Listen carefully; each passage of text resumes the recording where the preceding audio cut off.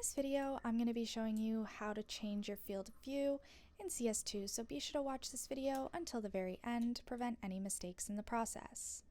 To begin, you're going to be opening up your developer console, and there are a few things you can do with your FOV.